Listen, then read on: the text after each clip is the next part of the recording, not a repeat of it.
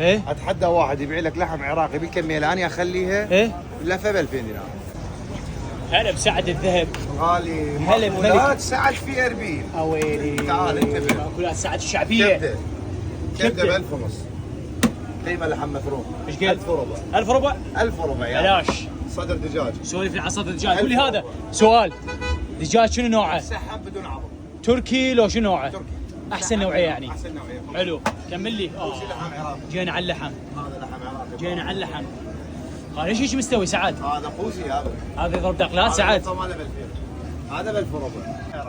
حلو. انا في البيت كان ترند. هذا قوزي عراقي. ليش راح اطب اللفه، ممكن اطب اللفه؟ لا طب بخشمي على وين غير اللفه. يوميا مسوي لي ايه سعد لازم اسوي لك ترتيبات وتصوير معدل. ارجع شوي. ترى وجهك صار طويل ها. ارجع الخاطر على الله. هذا الحر شنو علاجه؟ لفتين دجاج وياه قوطيه بيبسي. شنو سالفه اللبن؟ على الصفر. شنو وضع اللبن؟ اللبن لا يخليك تنام، هنا لازم تفرش مخده وتنام.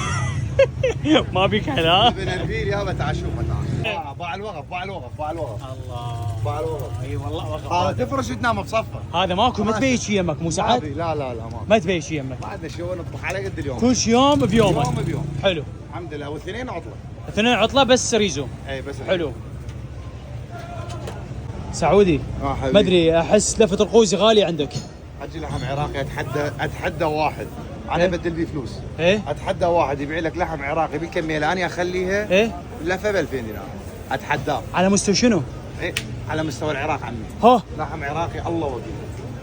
واللي عنده ارخص واللي يقدر يضاهي هاي الاسعار ايه خليه ينزل لي كومنت يسوي هذا شو يسموه الدويتو ما ادري شنو هذا. تاج من شنو؟ هاي السوالف. ايه شنو هاي السوالف دويتو نغني سوا انا وياه.